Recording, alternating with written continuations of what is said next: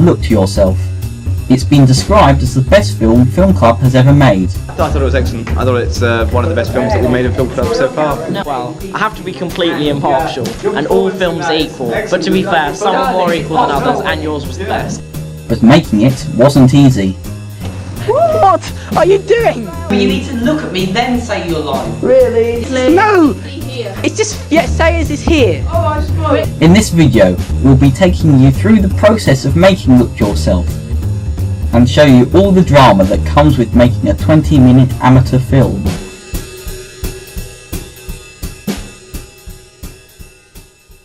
Three, two, one, action.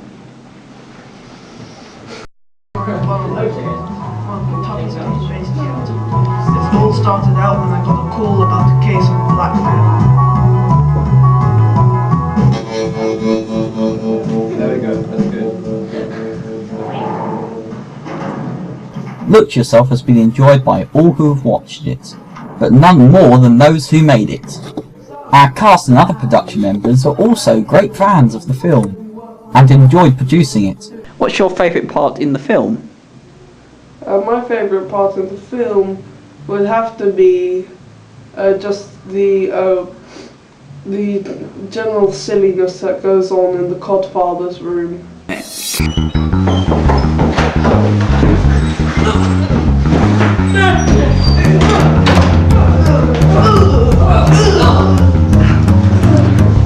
And how everyone acts in that.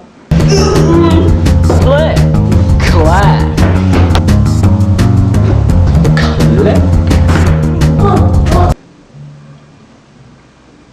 Click.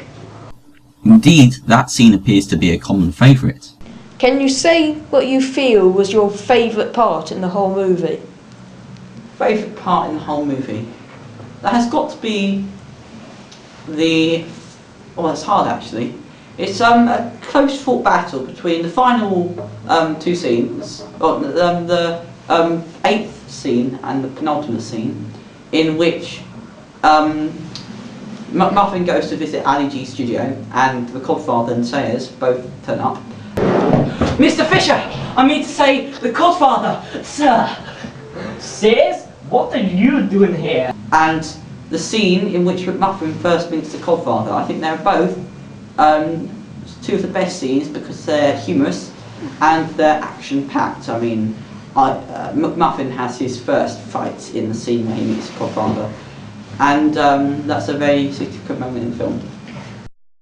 2, 1, action! The scene was one of the most difficult to shoot in the whole film, as the script merely said, McMuffin defeats them with skilled boxing. Our actors were forced to improvise, but in the end it all came together.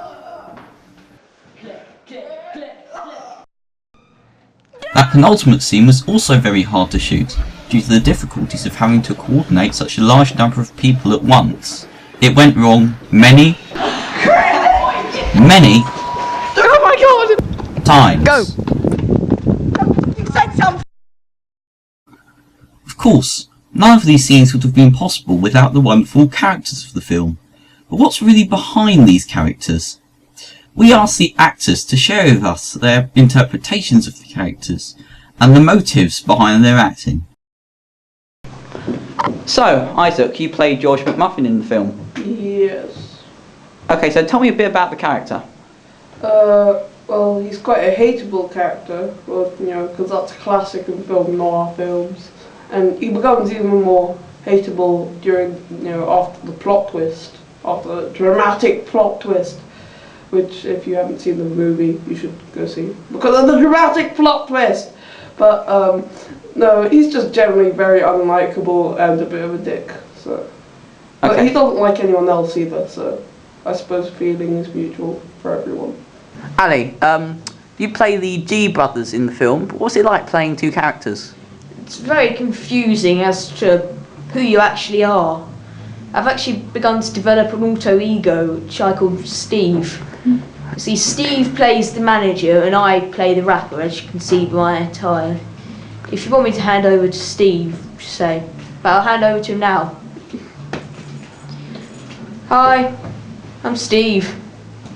Cool camera. Dude. Steve, can we have Ali back? Yeah, dude. Hi, right, I'm back. Have fun with Steve? Yeah, he's a very interesting character. Okay, so tell me a bit about your outfit. What inspired it? Well, what really inspired it was... Well, it was the cheapest thing I could find. And it looked gangstery. And who doesn't like golden chains? So, do you have any interest in rapping in real life? Yes, I did try rapping as a young person. But apparently I was too original. I was so different they didn't like me. Okay, so Chris, you play the Godfather. Can you tell us a bit about that, please? Okay. I play the Godfather. Here's a fish. I like fish. That's why I volunteered for the part of the Godfather. I go fishing in Loch Ness every day, apart from when I'm filming down here. Among you stupid little English people. You play the Godfather, Chris. How was that? Okay. Don't speak in Scottish. Speak normally. Speak as if you're Christopher Page and you live here. Okay, so you play the Godfather in the film. Tell us a bit about that.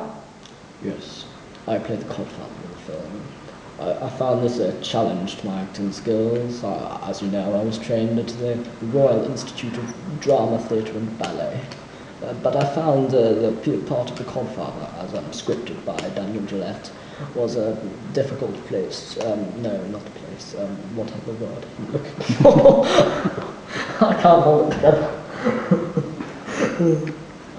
And it wasn't only in the interviews that recording Chris was hard work. And it was good to have a group of people who would actually actively respond to what you were telling them to do. But did they all do so? We've heard reports of someone named Chris. Oh yes, Chris was a bit of a problem. Can they at least have your name? Of course. Remember it and remind yourself to never try and get the better of P.I. George McMuffin. No, you messed it up! It was painfully slow with Chris around.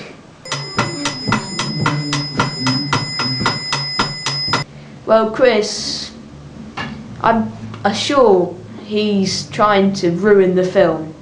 You know, how can you work for him? I ain't, I won't. I don't. I don't. Shut up, Chris. You're Leading him right. Well, Chris is, very silly at the best of times, and at the worst of times he's incredibly stubbornly silly. Action!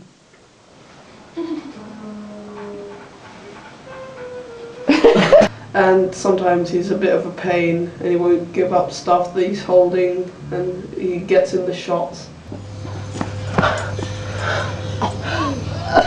Chris, your arm is in the shot! Just sticking things into shot around me. Action!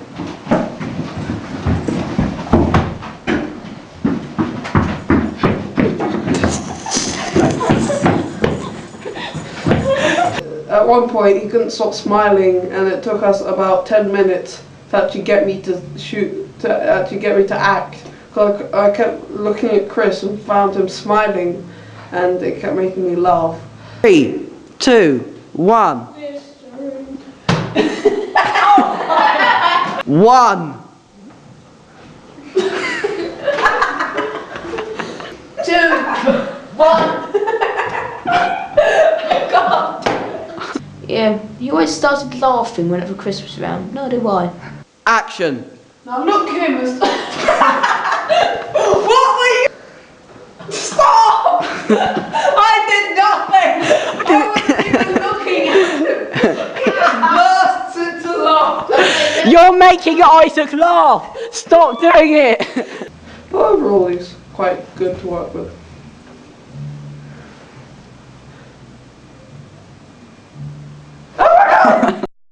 Despite all this, the footage was shot, the film was edited, and it looked like we were finished. But then we got the news that for the showing, we'd have to cut down the film. This new challenge required our team to do some skillful editing. We understand that you have to cut the film down, and it's currently at approximately 15 minutes. Do you feel that the film will lose a lot of its charm once you cut it down? Well, I wouldn't say it would lose a lot of its charm. It certainly will lose a lot of. I might have to cut out some of the plot, and it definitely won't be as developed. But that is only for the short version, and so the long version of the film will still exist. I am going to be calling the long version, the full version, the main version of the film. The short version is going to solely exist for the purpose of showing it in the showing where we have a limit on time. The actual film, which I think will be regarded as the main look-to-yourself production, will be the long version, and that is what I'm going to use that as.